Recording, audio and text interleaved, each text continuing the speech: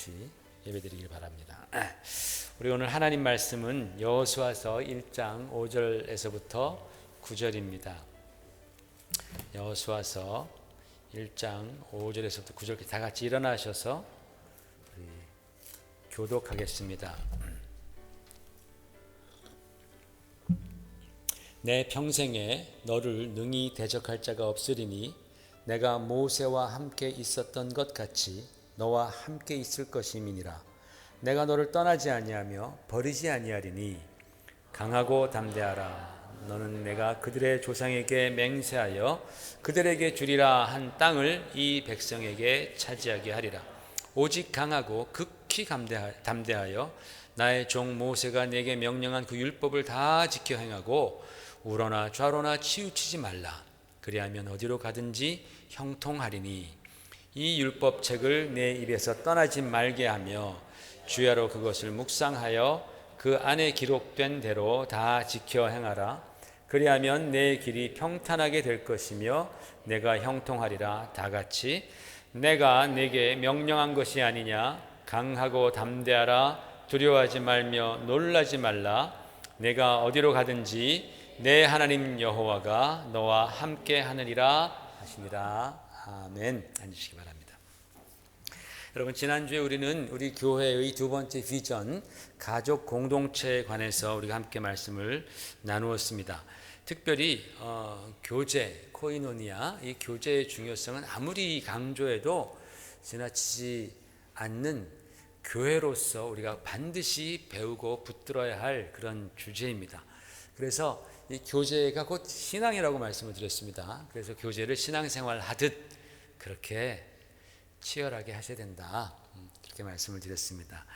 그러면서 교제에 관해서 아주 중요한 말씀이죠. 빌레몬서 6절 말씀입니다. 빌레몬 6절 말씀을 제가 소개해 드렸는데 한번 같이 읽어보십시다. 시작. 이로써 내 믿음의 교제가 우리 가운데 있는 선을 알게 하고 그리스도께 이르도록 역사하느니라. 아멘. 굉장히 중요한 말씀입니다. 믿음의 교제, 믿음의 교제를 말씀하고 있습니다. 이 믿음의 교제는 나 중심, 내가 막 드러나려고 하는 어떤 그런 것이 아닙니다. 내 어떤 그 영광을 위해서, 사람의 영광을 위해서 하는 교제가 아니라 이 믿음의 교제의 목적은 우리를 교제하는 자로 하여금 그리스도께로 인도받게 하는, 그리스도께 이르게 하는, 그것이 바로 이 믿음의 교제의 최종 목적입니다. 그러기 위해서 우리 교제 안에서도 그리스도가 중심이 되셔야 되는 것이죠. 예수 그리스도가 믿음의 교제의 중심이 되어야 되고, 주님의 사랑, 그러니까 우리가 이제 교제하면서 언제나 그런 마음을 품는 거예요. 어떻게 하면 내가 좀 이 교제를 통해서, 이 대화를 통해서, 또는 이러한 그 액티비티를 통해서 내가 좀 더 주님을 드러낼 수 있을까? 주님의 마음을 드러낼 수 있을까? 또는 주님의 성품을 드러낼 수 있을까?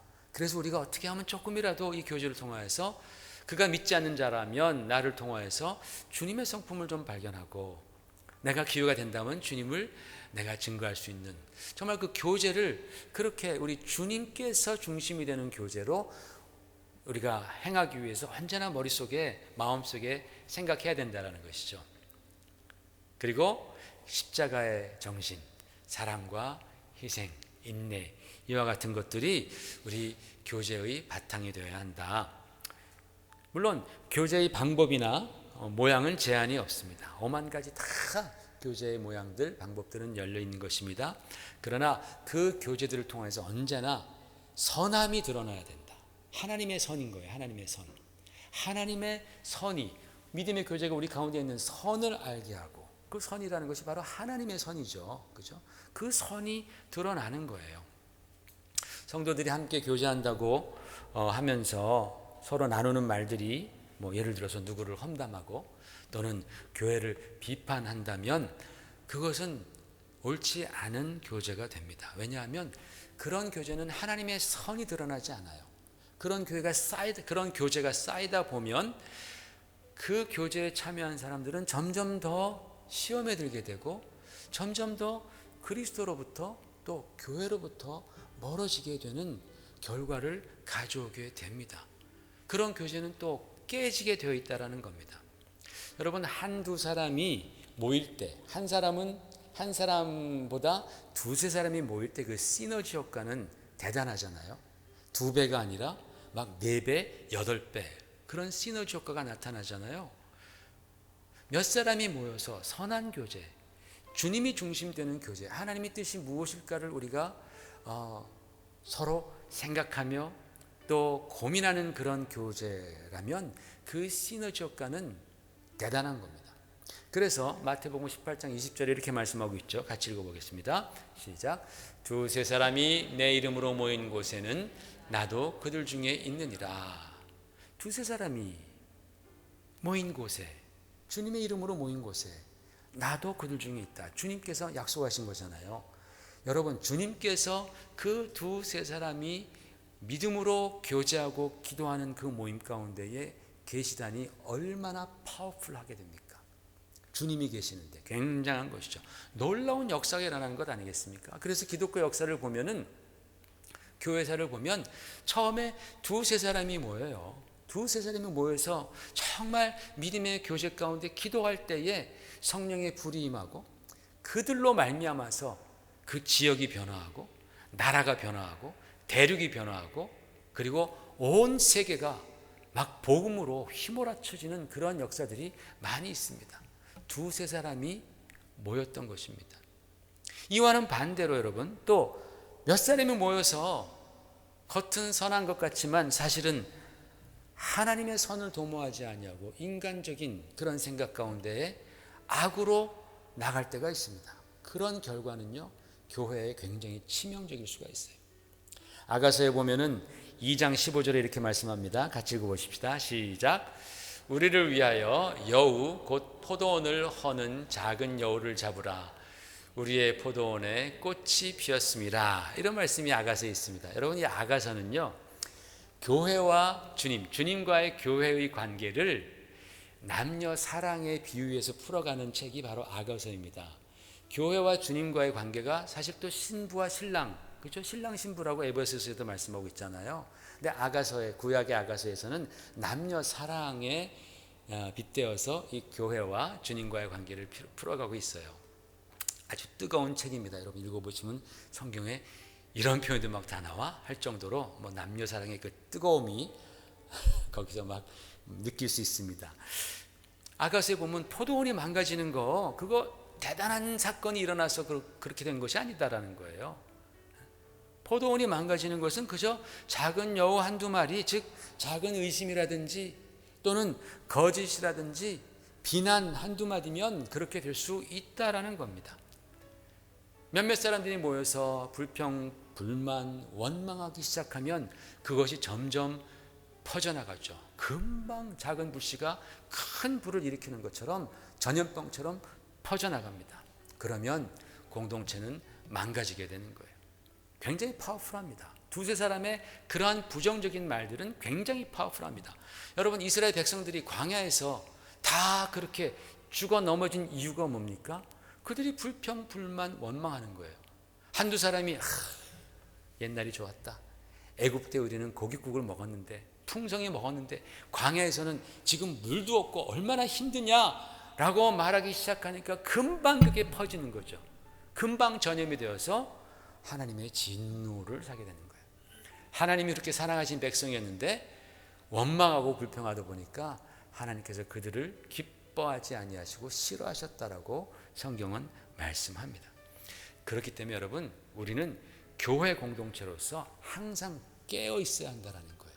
영적으로 깨어서 분별해야 합니다. 내가 지금 좋은 교제, 참으로 믿음의 교제를 하고 있는지, 아니면은 그렇지 않고 그냥 인간적으로만 내가 서로 좋아하고 사랑하고 편을 가르고 있는지, 이런 부분에 대해서 우리는 깨어서 분별해야 합니다. 그래야지만이 하나님의 교회가 지켜지고 하나님의 역사는 계속 우리를 통해서 흘러간다라는 거예요. 여러분, 우리가 신앙에 있어서 타협하지 않으려고 하죠. 그렇잖아요. 여러분, 우리가 신앙생활할 때 신앙에는 타협하지 않으려고 그래요. 그래서 우리가 성경을 열심히 읽고 배웁니다. 그러다가 이단적인 사상들을 우리가 만나게 되면 우리는 단호하게 노 하잖아요. 목숨을 걸고 우리의 믿음을 순수하게 지키려고 합니다. 그래야지만이 바로 우리의 신앙은 이 험한 세상에서 올바로 지켜질 수 있기 때문에 그래요. 마찬가지입니다. 교제에 있어서도 우리는 정말 크리스천으로서 이 믿음의 교제를 힘써야 되는 거예요. 교제하면서 계속 내가 어떻게 하면 주님이 기뻐하시는 교제일까? 주님께서는 무엇을 원하실까? 이런 것을 내 마음에 두면서 주님의 성품을 내가 드러내려고 힘쓸 때에 우리는 우리의 주님의 몸된 교회와 우리의 신앙을 견고히 지켜갈 수 있습니다. 여러분, 우리가 지난주에 뭘 배웠죠? 지난주에 읽었던 성경 본문이 빌레몬서입니다. 오네시모와 빌레몬에 대해서 우리가 배웠습니다. 그 이야기를 통해서 우리는 교회가 가족 공동체로서 믿음의 교제를 행할 때에 그 나타나는 결과가 얼마나 놀라운지를 우리가 배웠습니다. 믿음의 교제를 하는 가족 공동체인 교회가 우리에게 세상에 주는 그러한 결과들, 그러한 사건들은요, 세상이 상상할 수도 없고 또 흉내낼 수도 없었던 그러한 일입니다. 제가 그것을 새로운 질서라고 말씀을 드렸습니다. 그리스도 안에서의 새로운 질서다. 여러분, 빌레몬서는 우리가 크리스천들이 그리스도 안에서 하나님을 한 아버지로 부르는 한 형제 자매가 되었다라는 이런 영적인 현실, 영적인 현실이에요. 저와 여러분이 그리스도 안에서 형제 자매가 되었다라는 것은 영적인 현실입니다. 이 영적인 현실이 어떻게 우리의 삶 가운데에서 실질적이고 구체적으로 드러나는가를 명확하게 보여준 그 사건이 바로 빌레몬서의 기록입니다. 굉장히 놀라운 일이죠. 그런데 참 그리스도인들이 모인 세계에서는 그런 일들은 당연하다라는 거예요. 그게 놀라운 일이 아니라 당연하게 일어나는 일이다라는 거죠. 구한말에 선교사님들이 이제 1800년도 말에 선교사님들이 조선에 왔을 때에 그분들이 처음에는 백성들에게 많은 핍박을 받았습니다. 이해받지 못하고 욕도 많이 먹고 참 굉장히 많이 배척을 당했습니다. 특별히 그때 당시에 개화파가 있었고 그리고 보수파가 있었잖아요. 그죠? 그 보수파 수구파들이 있었습니다. 옛날 방식을 계속해서 이제 지향하려던 사람도 있었고, 이제 문을 열어야 된다, 개화하자. 그 개화파와 보수파 간에 굉장히 이제 이 세력 다툼이 있었는데, 이 보수파들이, 이 수구파들이 자기들의 권세를, 정치적인 권세를 지키기 위해서 선교사들에 대해서 나쁜 소문을 자꾸만 퍼뜨리는 거예요. 거짓말인데 그런 나쁜 소문들을 막 퍼뜨립니다. 백성들이 순진하니까 다 믿죠. 그걸 믿었습니다. 그래서 이런 식입니다. 서양 선교사들이 조선 아이들을, 우리 아이들을 데려다가 막 공짜로 먹이고 입히고 그리고 교육을 시켰습니다. 선교사님들이 막 치료도 해주고 그렇게 하는 이유가 다 있다. 꿍꿍이 속이 다 있다. 그 아이들을 키워서 몰래 다른 나라에 노예로 팔아먹으려고 그런다. 그런 소문을 막 퍼뜨립니다. 또 의사들이 많았지 않습니까? 선교사님들이. 그 의사들이 아이들의 신체를 해부용으로 쓰려고 했다. 해부용으로 쓰고 눈은 빼서 카메라 렌즈로 사용하려고 그런다. 그렇게 소문을 퍼뜨리는 거예요. 실질적으로 역사에 다 기록이 되어 있습니다. 그래서 선교사님들이 아이들 신체를 해부하고 나머지 눈은 그들이 카메라를 탁탁 찍잖아요. 그 카메라 사진기 렌즈로 사용한다. 이런 말들을 막 퍼뜨렸습니다. 또 서양 사람들은 또 칼질하지 않습니까? 또 포도주도 마시고 그걸 갖다가 뭐라고 말하냐면 아이들의 연한 살은 썰어 먹고 그 피는 받아서 밥 먹을 때 마신다. 실제로 프랑스 그 대사관에서 일하던 한국인 요리사가 나가가지고 그 말들을 막 퍼뜨려가지고 굉장히 우리 순진했던 그 민중들의 공분을 삽니다. 선교사님들이 다 살인마처럼 그렇게 여겨졌었습니다. 얼마나 선교사들을 미워했는지요. 그 당시에 그 미워하던 사람 중에서 전덕기라는 청년이 있었습니다. 전덕기. 이 사람은 숯을 구워 만드는 삼촌 밑에서 일하던 그런 청년이었습니다. 그러니까 하층민이죠. 천민이죠. 숫쟁이들이니까. 근데 비록 신분은 그렇게 낮았지만 아마 그 의견이 있었나 봐요. 그런 얘기를 듣고서 굉장히 하여튼 분노가 치밀었습니다. 자기가 당했던 그 분노를 이제 그 선교사님들에게 이제 막 다 쏟아 부을 그런 셈이었습니다. 그래서 선교사들이 지나갈 때 이 전덕기랑 천인이 막 돌을 던지고 그랬어요. 근데 선교사님들이 돌을 맞고도 막 화를 내는 게 아니에요. 오히려 웃으면서 좋은 말만 하더라는 거예요. 그런 모습에 이 사람이 충격을 받아가지고 선교사가 정말 어떤 사람들인지 알고 싶어서 그 집에 위장 취업을 합니다. 요리사로 위장 취업을 들어갑니다. 그래서 이 사람들이 정말 아이들의 연한 살을 썰어 먹는지 아니면 정말 그 눈으로 카메라 렌즈를 삼는지 그거를 보려고 선교사님 집에 위장 취업을 해서 들어가는데 그 선교사님이 스크랜턴 분이었습니다. 스크랜턴, 메리 스크랜턴이라는 분입니다. 여러분, 이 메리 스크랜턴 이분은요 대단한 분입니다. 이분이 이화여대의 전신이었던 이화학당을 시작한 분이에요.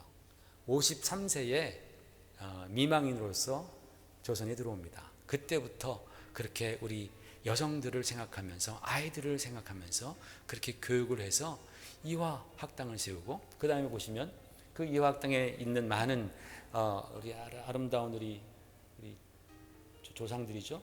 이분이 바로 유관순 열사입니다. 그래서 정말 참 교육에 힘썼던 이 스크랜턴 부인이 계시던 그 집에 들어간 거예요. 스크랜턴 부인은 아들 윌리엄 스크랜턴과 함께 같이 왔어요. 아들은 의사입니다. 그래서 아들은 의료 선교를 하고, 우리 어머니 스크랜턴 부인은 교육 선교를 하고, 엄청난 집안이죠. 이분들 이렇게 하신 일들을 이렇게 쭉 읽으면 정말 눈물이 나요. 이야, 정말 하나님께서 이런 분들을 보내주셔서 우리나라가 지금 이렇게 됐구나. 얼마나 헌신하시는지. 그런데 전덕기라는 사람이, 이 청년이 아주 치밀했기 때문에 이 선교사님 집에서 4년 동안을 관찰을 하는 거예요. 탐색을 4년 동안 하는 거예요. 그런데 그가 4년 동안 탐색을 하면서 그가 처음에 의심했던 그런 죄악들은 하나도 찾지 못하고 오히려 선교사님들에게 깊은 감명을 받는 거예요. 특별히 이 스크랜턴 부인은요, 언제나 이 전덕기에게 존댓말을 사용했다라는 거예요. 존댓말을. 여러분, 한국말 존댓말이 얼마나 어렵습니까? 우리 아이들도 가르치다 보면 뭐 시자를 여기다 놓고 저기다 놓고 두 번 넣기도 하고 시시시요 뭐 이렇게도 하고 그렇잖아요. 그 어려운 조선말 존댓말을 자기 하인인 전덕기한테도 항상 존댓말로 했다라는 거예요. 그러니까 이 전덕기는 그동안에 양반들에게 언제나 멸시를 받으면서 그렇게 살아왔었는데 정말 충격을 받은 것이죠. 왜요? 그것이 바로 그리스도 안에서 세워진 새로운, 세상이 알지 못하고 흉내낼 수 없었던 그러한 새로운 질서였기 때문에 그렇습니다. 그래서 전덕기 이 사람이 마침내 눈물을 흘리면서 그렇게 말을 합니다. 저도 스크랜턴 선교사님처럼 되고 싶습니다. 그분이 하라는 대로 다 하겠습니다. 마침내 4년 후에, 탐색 기간 후에 그는 그렇게 감화가 되는 겁니다. 그가 그리스도를 영접했고 마침내는 1905년에 목사 안수를 받고, 보세요, 이 사람이 전덕기 목사님입니다.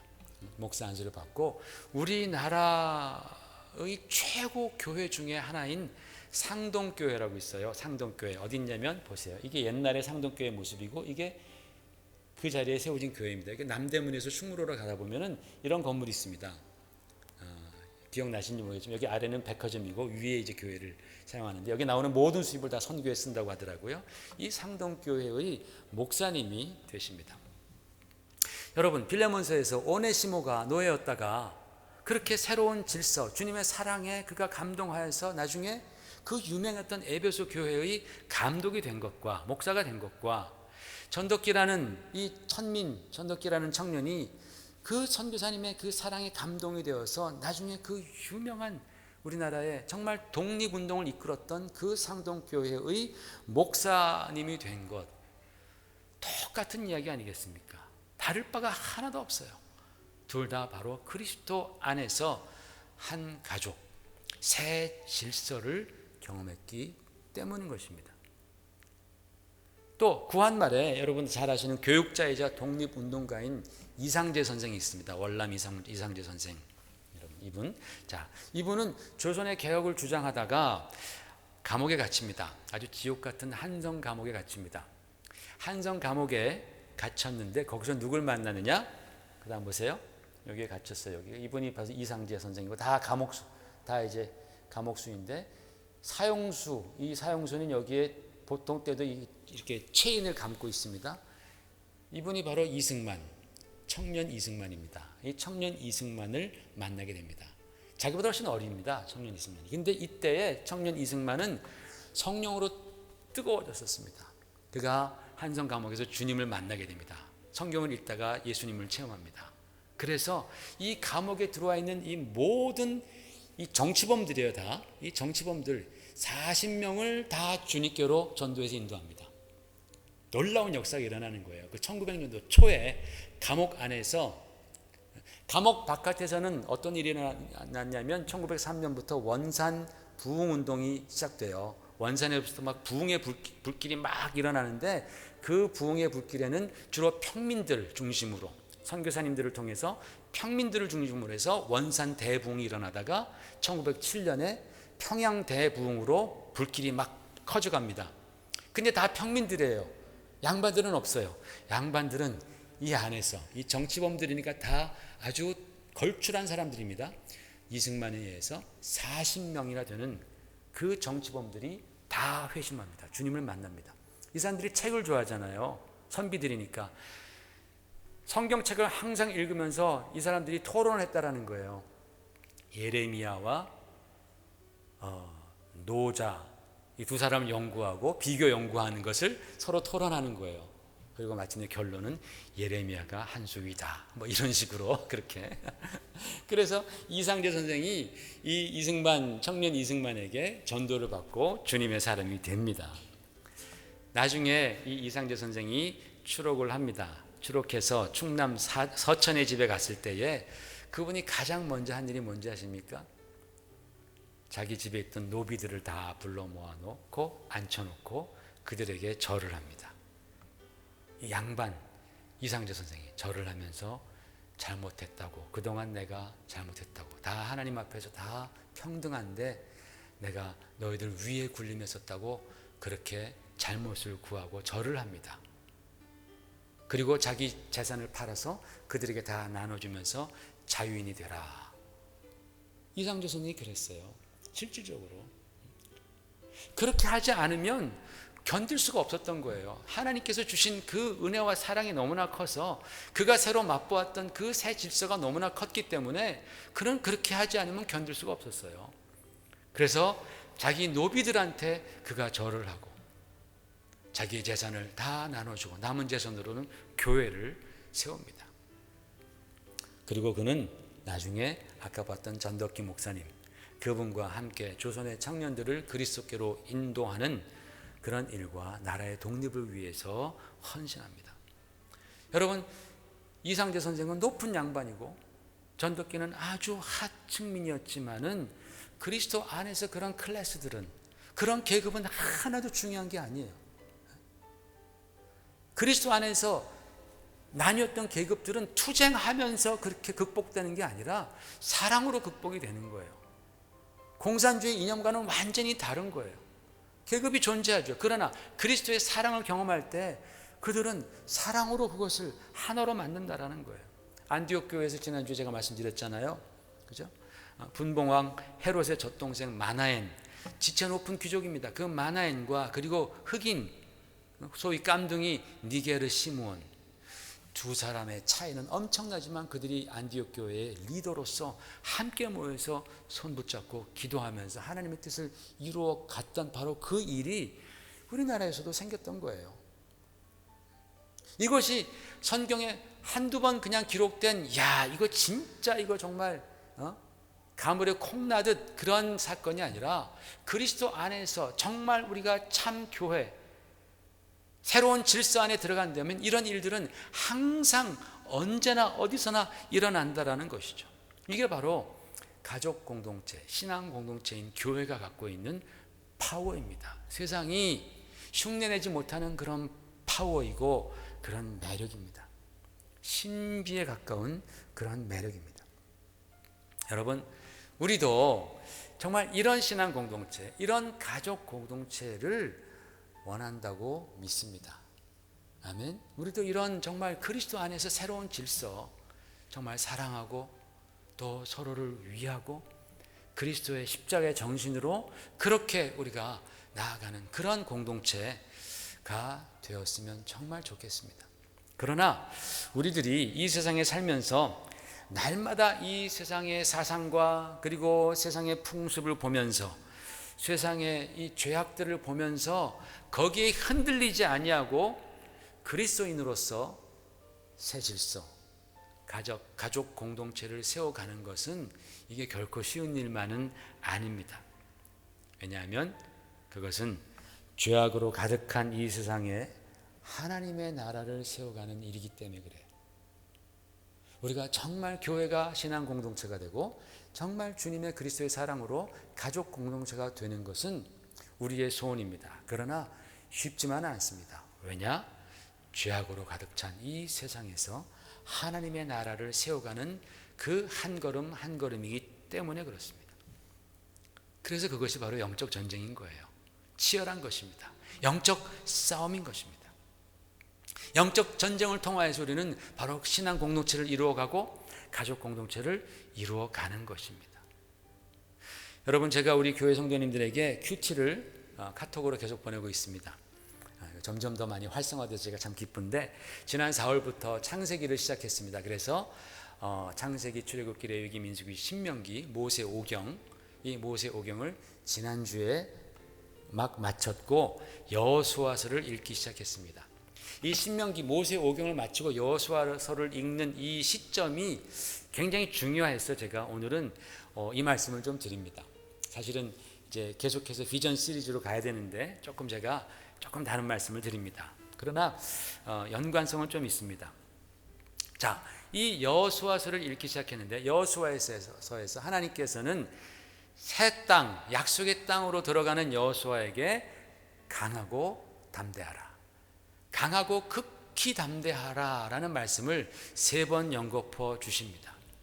그만큼 새 땅에 가서 새 질서를 세워가는 일은 이것은 싸움이기 때문에 그래요. 전쟁이기 때문에 그렇습니다. 영적 전쟁이라는 거예요. 그래서 이 말씀, 강하고 담대하라는 이 말씀은 우리가 이 세상에서 하나님의 나라를 교회를 통해서 이루어 가려는 바로 우리 그리스도인들에게도 주시는 메시지다. 강하고 담대하라. 신앙 공동체 세워가면서 그리고 가족 공동체를 세워가면서 너희가 강하고 담대하라 라는 메시지로 우리는 받습니다. 근데 여러분, 제가 여러분에게 보내드린 큐티 설명에서 잠깐 말씀드렸듯이 유대인들은 이 모세 오경을 토라라고 말합니다. 유대인들이 토라 하면은 가장 중요한 거예요. 성경에서 토라 하면 막 벌벌 떠는 게 토라입니다. 이 토라가 뭐냐면 모세 오경이에요. 창세기, 출애굽기, 레위기 5권만을 토라라 그래요. 다른 구약은 토라라고 그러지 않아요. 다른 것은 무슨 케투빔이라든지 느빔이라든지 이런 식으로 불러요. 예언서 또는 이렇게 라이팅이라고 그렇게 얘기를 하는데, 토라 하면 모세 오경이고 가장 중요하게 생각합니다. 그러나 그들이 아무리 토라라고 해서 가장 중요하게 생각한다고 할지라도 토라 자체만 가지고는 미완성의 작품이다라고 제가 감히 그렇게 여러분 기록으로 남겼습니다. 모세 오경 위대하죠. 그러나 그 자체만으로는 그렇게 큰 의미가 없다라는 거예요. 모세 오경이 위대할 수 있는 이유는 바로 그 모세 오경, 토라 다음에 여호수아서가 나오기 때문입니다. 바꿔 말하자면은 토라는, 모세 오경은 여호수아서에 의해서 완성이 되고 또 그 진정한 의미를 찾게 된다라는 그런 말씀을 제가 잠깐 드렸습니다. 여러분, 이게 무슨 뜻인가 한번 보십시다. 여러분, 모세 오경, 창세기, 출애굽기, 레위기, 민수기, 신명기 내용이 뭡니까? 여러분, 도대체 여러분, 창세기의 내용이 뭡니까? 창세기의 내용은 하나님께서 아브라함을 부르시고 아브라함에게 약속하신 거예요.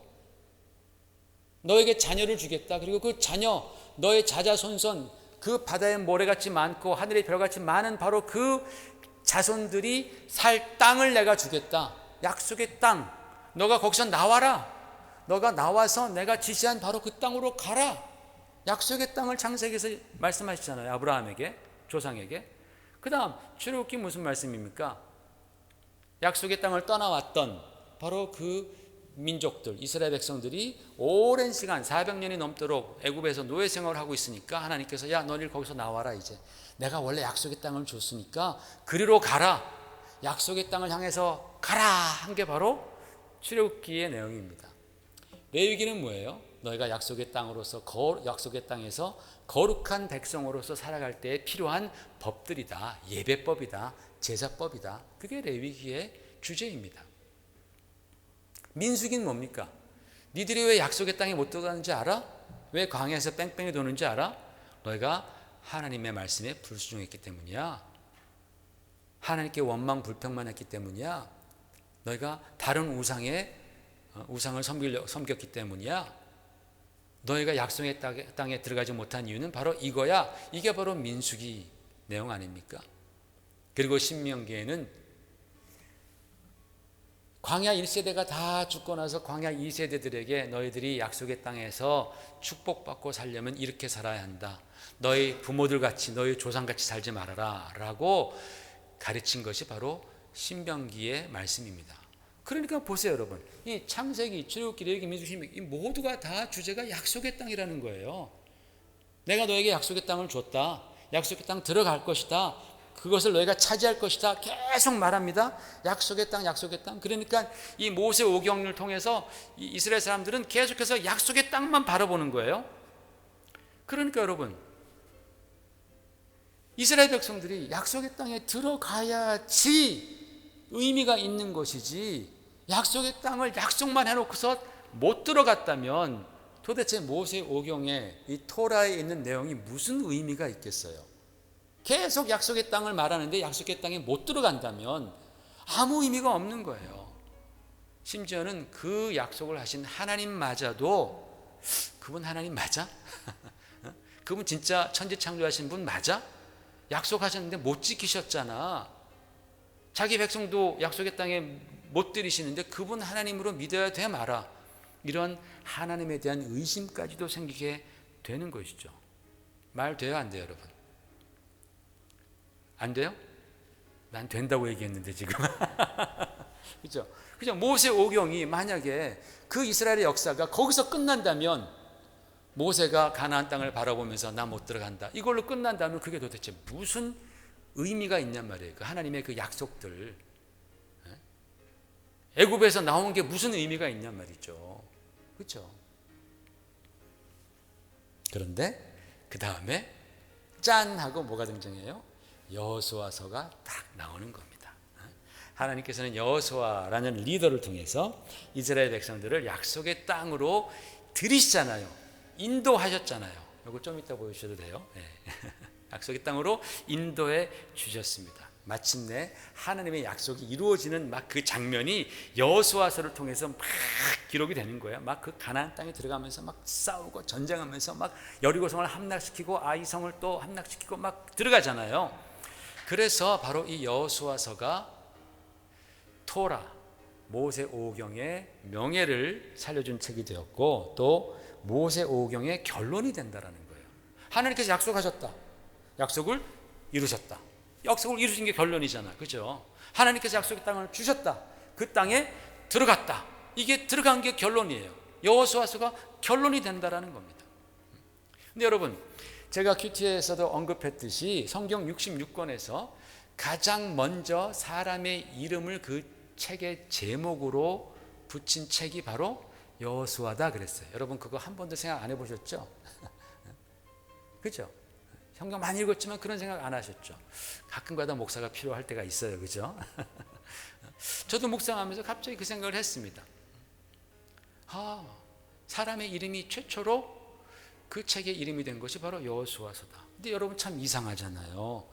이스라엘 백성들이 가장 존경하는 사람은 바로 모세입니다. 가장 높이 가장 최고로 치는 사람이 모세예요. 그런데 이 모세 같은 분도 자기 이름을 성경책 제목으로 사용하지 못했다라는 거예요.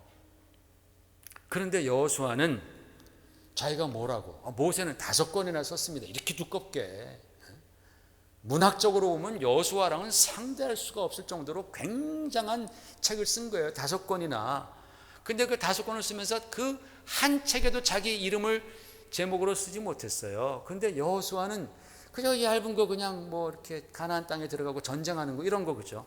이런 거 썼는데 자기가 뭐라고 감히 자기 이름을 그 책의 제목으로 여호수아 딱 썼단 말이죠. 모세의 종인 주제에 모세의 시종이었단 말이죠. 종이었단 말이에요. 저 같으면 제가 여호수아였으면 겸손했던 스승 모세를 본받아서 나도 겸손하게 책 제목을 예를 들어서 뭐 약속의 땅으로 멋있잖아요. 그 약속의 땅으로 또는 뭐 가나안 정복기 뭐 이렇게 딱 붙여도 되잖아요. 그죠? 그래도 훌륭한데 얼마든지 멋진 이름들이 있어요. 그런데 굳이 여호수아는 자기 이름을 썼단 말이에요. 여호수아라고 그렇게. 그것도 성경의 66권 중에 처음으로 말입니다. 근데 여러분 이게 사람의 생각이 아니에요.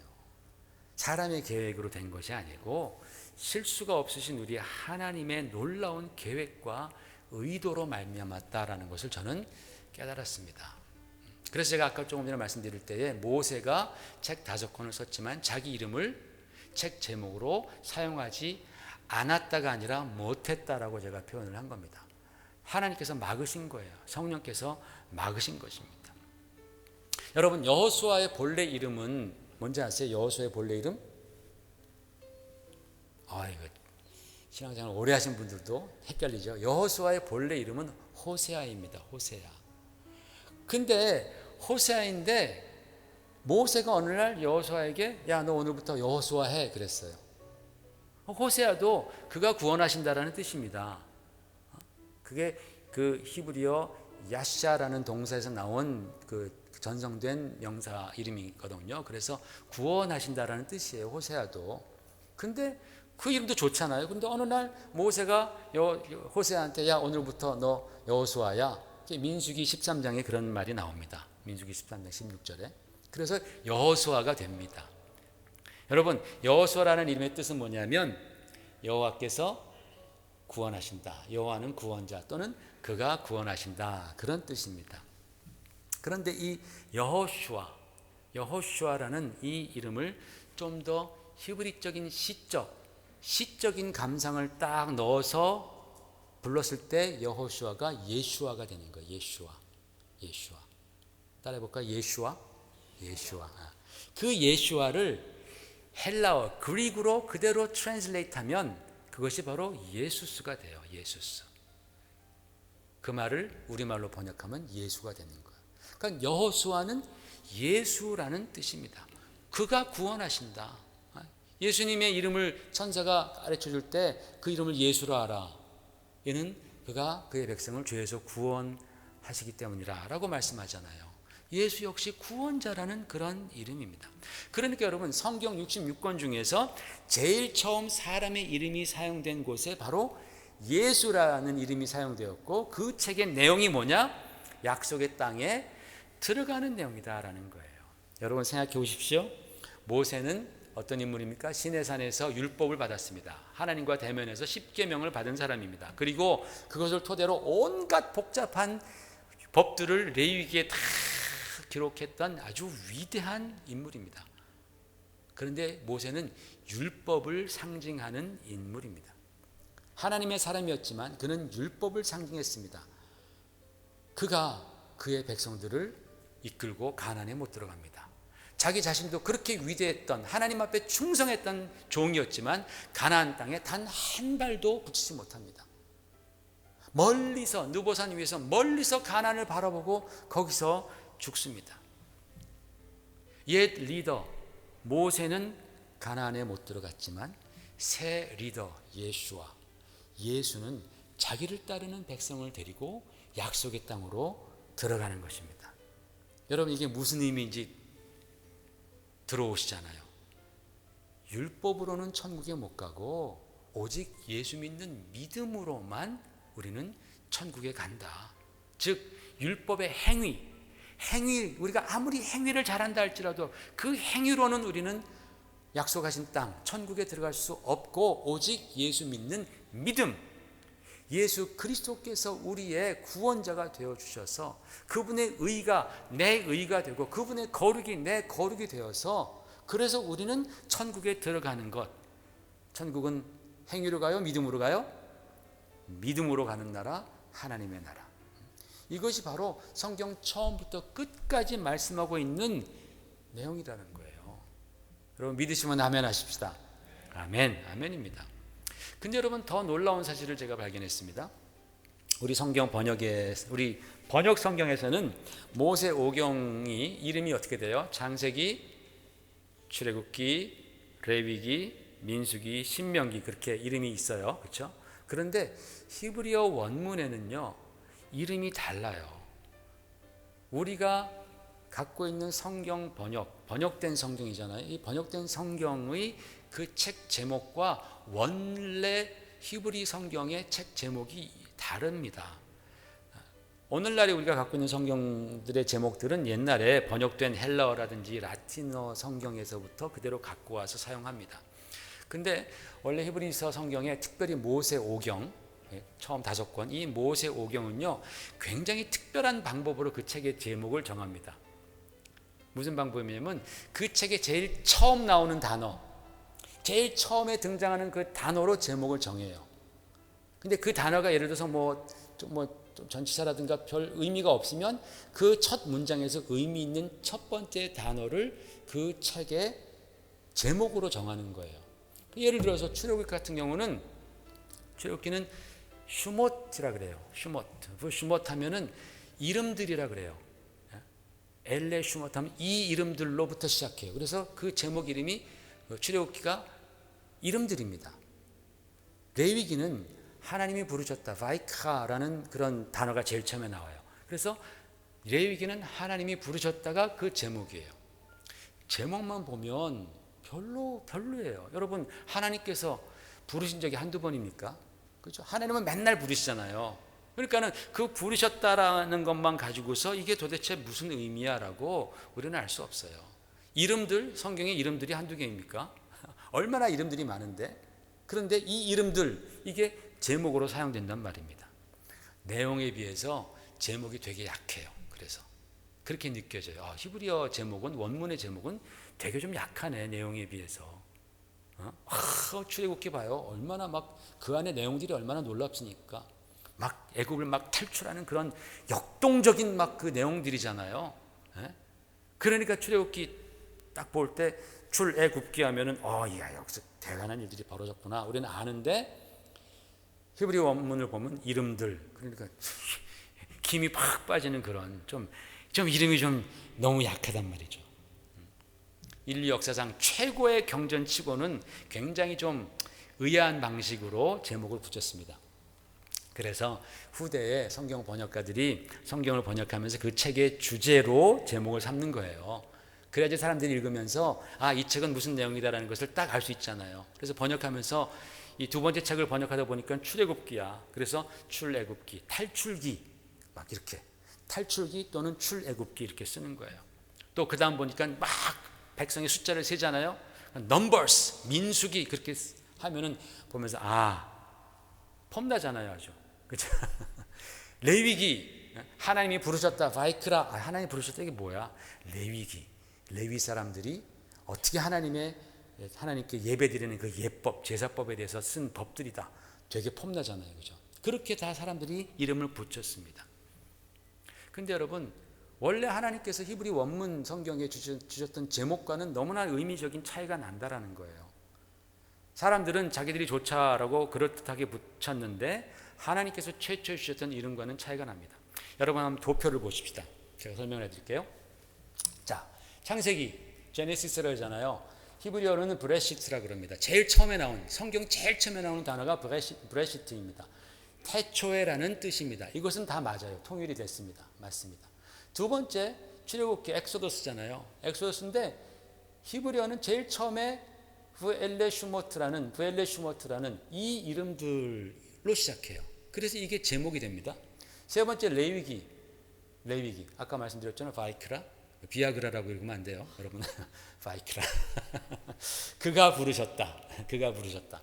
민수기는 넘버스인데 민수기는 신기합니다. 광야에서 the midbar 그렇게 말해요. 광야에서입니다. 민수기의 원래 히브리어 제목은 광야에서. 신명기 두 번째 계명을 주셨다는 신명기인데 엘레 하드바림이에요. 이 말씀들이라는 것입니다. 자, 여러분 우리말로 제목들을 쭉 읽어보세요. 시작.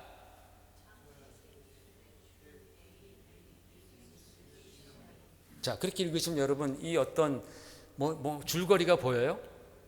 읽으면 하나하나 다 뿔뿔이 흩어져 있어요. 그런데 히브리어 원문으로 그 이름을 한번 읽어보세요. 모세오경. 태초에 이 이름들을 그가 부르셨다. 광야에서 말씀하셨다. 그렇죠? 태초에 이 이름들을 그가 부르셨다. 그리고 광야에서 그가 말씀을 주셨다. 말씀하셨다. 놀랍죠? 그죠? 처음에 하나하나만 두고는 별로 파워풀하지 않아요. 그런데 이 5책의 이름을 딱 같이 놓고 읽어봤더니 뭔가 보이는 거예요. 태초에 하나님께서 이 이름들을 부르셨고 광야에서 그들에게 말씀하셨다. 잘 끼워 맞추는 것 같아요, 제가. 근데 말씀하셨다. 이걸로 끝나면 그러면 so what? 뭘 말씀하셨는데? 뭘 말씀하셨을까요? 그 다음 책을 보세요. 예수, 구원자. 태초에 하나님께서 이름들을 부르시고 광야에서 그들에게 말씀하시기를 예수가 구원자다. 예수가 구원자다.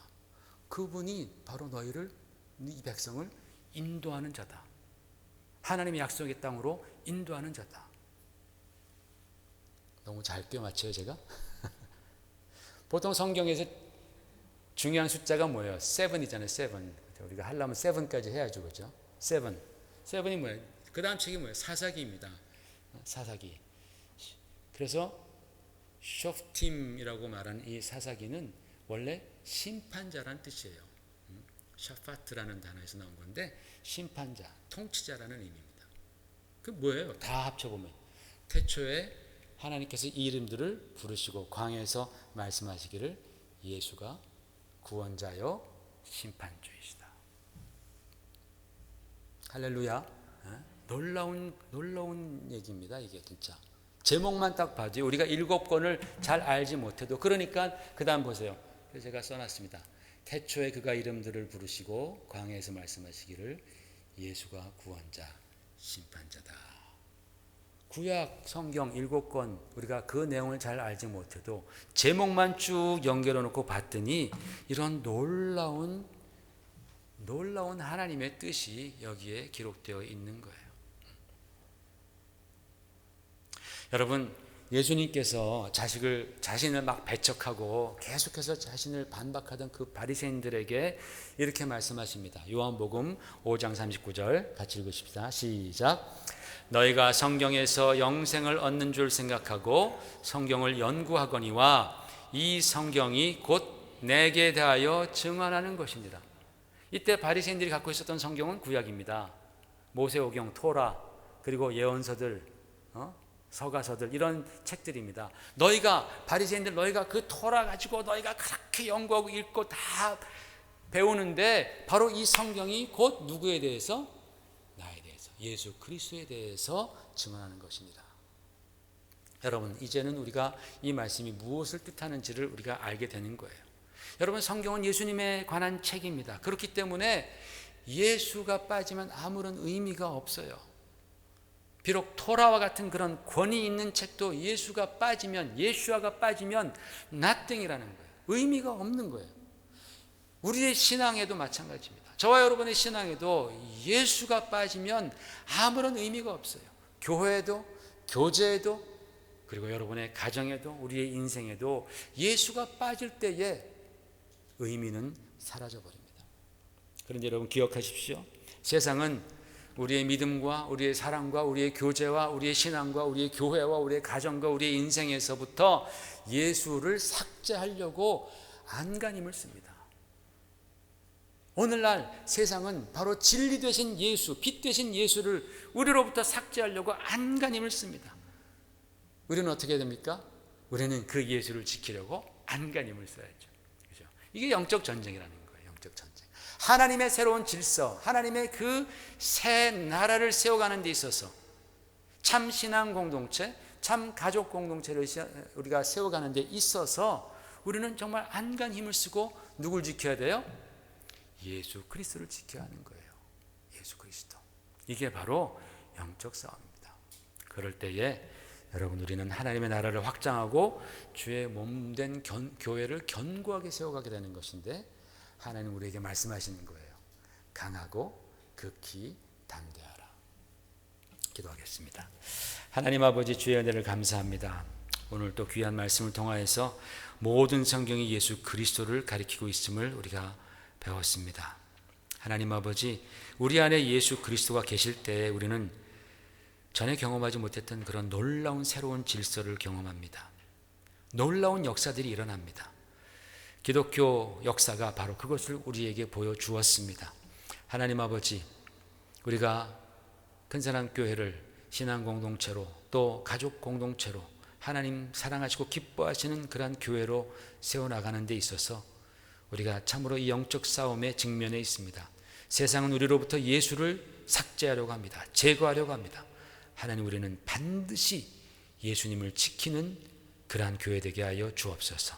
우리의 신앙에서 우리의 교제 가운데서 예수 그리스도가 중심이 되시며 우리의 인생 가운데 가정 가운데에 예수 그리스도가 중심이 되시는 주여 그러한 믿음의 삶을 살게 하여 주옵소서.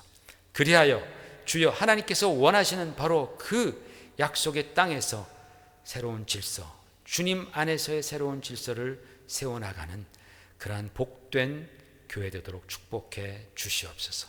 강하고 담대할지어다 말씀하셨습니다.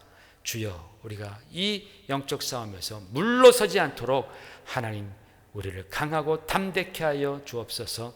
예수님 이름 받들어 감사드리며 간절히 기도 올리옵나이다. 아멘.